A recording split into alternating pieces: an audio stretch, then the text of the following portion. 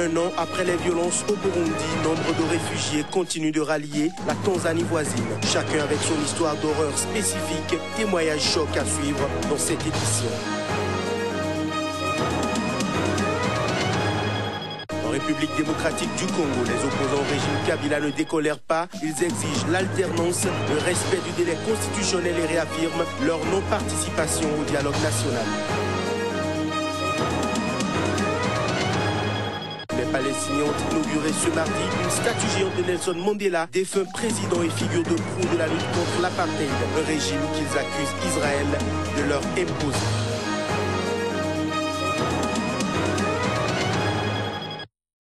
Nouvelle session de l'information sur Sika à tous et à toutes. Bonjour et bienvenue. 11 hommes, en grande majorité des militaires, ont été tués par balle tout près de Praia, la capitale du Cap-Vert. Leurs corps ont été retrouvés mardi 26 avril dans un poste de l'armée où sont installées des antennes de télécommunications. Après différentes rumeurs, les autorités ont indiqué qu'un militaire qui pourrait être l'auteur de cette tuerie était activement recherché. Un soldat qui travaille dans ce centre militaire est porté disparu. Il y a de forts indices qu'il soit l'auteur de cette attaque, expliquent les autorités qui poursuivent.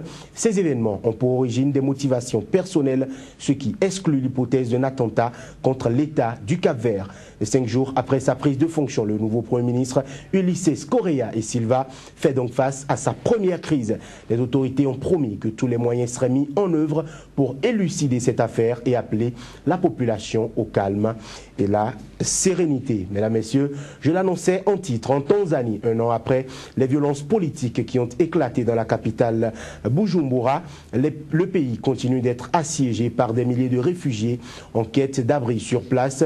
Le HCR et ses partenaires luttent pour fournir des conditions de vie décentes aux survivants. Ils sont environ 120 à 150 personnes à franchir au quotidien la frontière tanzanienne, chacun avec son histoire d'horreur bien spécifique.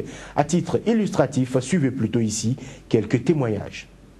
Le Millennium Challenge Corporation, MCC, un organisme gouvernemental américain qui aide des pays en voie de développement respectant des standards de démocratie et de protection des droits fondamentaux, a voté pour la suspension de la mise en œuvre de cette aide. L'organisme a critiqué les nouvelles élections à Zanzibar qui n'étaient ni inclusives ni représentatives et a affirmé que le gouvernement n'a pas pris de mesures pour assurer le respect de la liberté d'expression et d'association dans la mise en place de la loi sur la cybercriminalité. Le budget de la Tanzanie n'est pas autonome. Ses propres ressources ne sont pas suffisantes pour couvrir toutes les dépenses. Donc la plupart du temps, on a besoin de financement externe, que ce soit des prêts ou des subventions. Première visite d'État du nouveau président béninois Patrice Satanas Guillaume Talon en France. Le président François Hollande l'a reçu à l'Élysée, une visite que le chef d'État béninois a placée sous le signe de la relance des relations entre les deux pays, suivant un extrait de leur conférence de presse conjointe. Je lui ai renouvelé mes félicitations personnelles, politiques, pour son élection, qui a été à la fois claire par son résultat, mais transparente aussi par les conditions du scrutin. Et je vous ai prié de faire l'effort de relancer, de donner plus d'ambition à la coopération entre la France et le Bénin. D'autant que nous allons opérer des réformes politiques et administratives dans notre pays pour améliorer la gouvernance. Les gouvernants ont la responsabilité de sortir le peuple de la pauvreté. Et ce mot n'est pas fort pour le Bénin parce que c'est un pays de grande pauvreté. J'ai l'ambition, et j'aime bien le dire haut et fort, au terme de 5 années, de faire le miracle, de réaliser cette magie. Et nous voulons pouvoir compter sur vous pour nous accorder, pour nous apporter de la compétence tout de suite, parce que le Bénin aujourd'hui est comme un désert de compétences. Le Bénin est préoccupé également. Aujourd'hui, on ne peut plus affirmer que des pays resteront épargnés indéfiniment. Nous espérons que nous ne serons pas une cible, mais nous devrons nous préparer à donner également, à répondre. Nous devons nous préparer apparaît. Et sur ce champ, nous aurons besoin de votre accompagnement.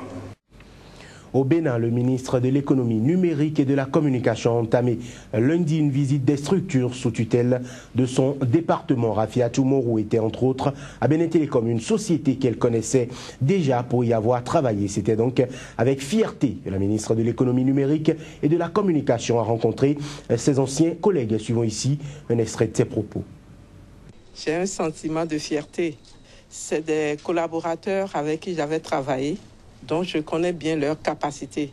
Et aujourd'hui, ils n'ont pas perdu cette capacité. Et j'en suis vraiment fière. Seul, je ne peux rien. C'est avec la collaboration et l'engagement, la mobilisation de tout ce personnel que nous allons arriver ensemble, main dans la main, à changer les choses, à progresser. Je leur ai demandé de se mettre dans cette nouvelle position de nouveau départ pour que tout le monde soit engagé pour que, au finish, on puisse ensemble changer la physionomie des télécoms dans notre pays. En République démocratique du Congo, la dynamique de l'opposition a tenu son meeting, moyen pour cette plateforme de l'opposition de célébrer l'anniversaire de l'ouverture de la démocratie au pays. Une victoire arrachée le 24 avril 1990 lors du discours de démocratisation du président Mobutu Sese Seko, discours annonçant la fin du parti unique après 10 ans de dictature. Ce meeting organisé à Kinshasa par l'opposition et sans incident malheureux s'est focalisé sur l'élection présidentielle et sur l'alternance au sommet de l'État en novembre 2016. Reportage Yeyet Mavinga, Nzao. Merci Bingue. Contrairement à l'ombre d'une répression policière que redoutaient certains quelques jours avant la tenue de cette rencontre, rien de tel n'a eu lieu. Les opposants membres de la dynamique de l'opposition et du Front populaire étaient au rendez-vous. Les orateurs dans leurs interventions ont fait un appel historique sur l'acquisition de la démocratie à la date du 24 avril 1990. Lutte victorieuse après plusieurs années de sacrifices et de détermination. Les intervenants tour à tour ont rappelé au peuple congolais sur l'importance du respect de la Constitution. Nous sommes venus donc pour dire au peuple, soyez vigilants. Mettre la pression sur la Cour constitutionnelle, mettre la pression sur le président de la République et sa majorité présidentielle pour lui dire qu'il n'y a rien qui soit au-dessus de la Constitution, de la volonté du peuple. Lui dire que la volonté d'un peuple est plus forte que toute armée du monde, que toute bombe, que toute arme qu'on peut imaginer, parce que c'est la volonté de Dieu.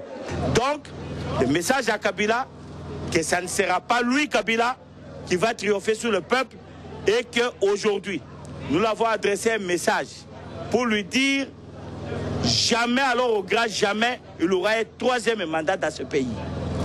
Jamais, alors au grand jamais, il modifiera la constitution de la République à sa faveur. À cette occasion, ces derniers ont également appelé à l'indépendance de la Cour constitutionnelle, récemment saisie par la majorité présidentielle en interprétation de l'article 70 de la Constitution qui limite les mandats du chef de l'État. Et puis après ce meeting, certains opposants ont réagi à quelques questions d'actualité.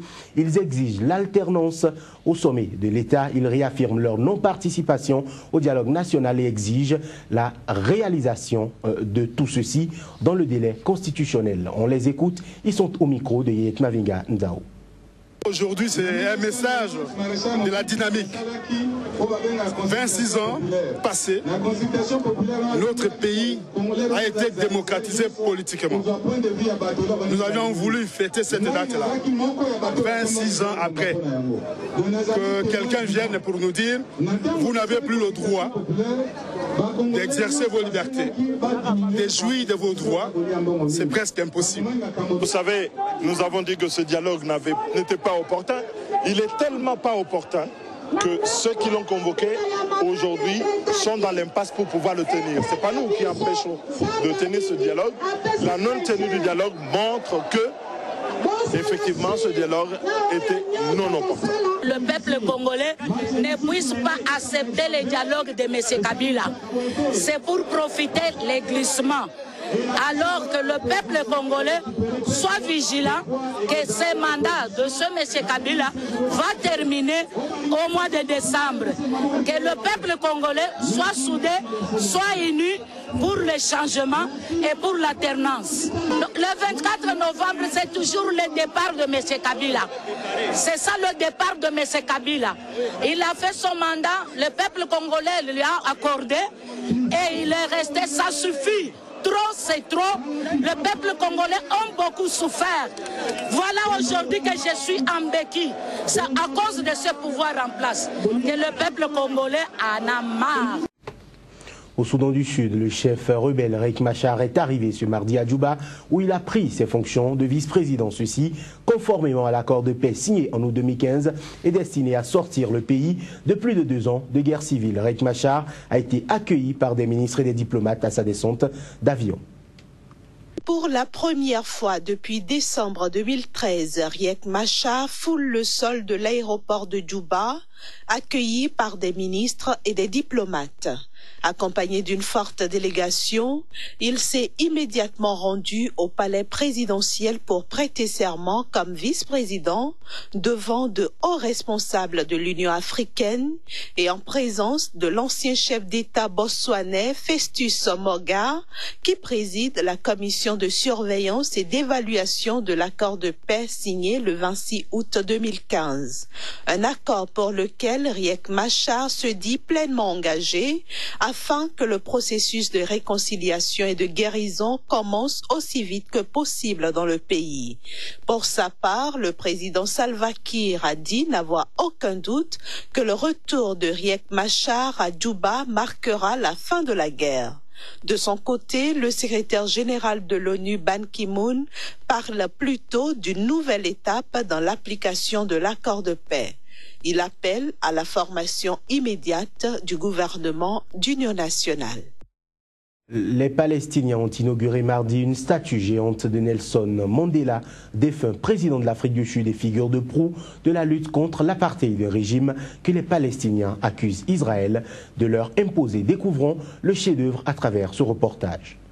La statue en bronze, haute de 6 mètres et pesant 2 tonnes, est un cadeau de la municipalité de Johannesburg à Ramallah, le siège de l'autorité palestinienne en Cisjordanie, territoire occupé depuis près de 2 siècles par Israël.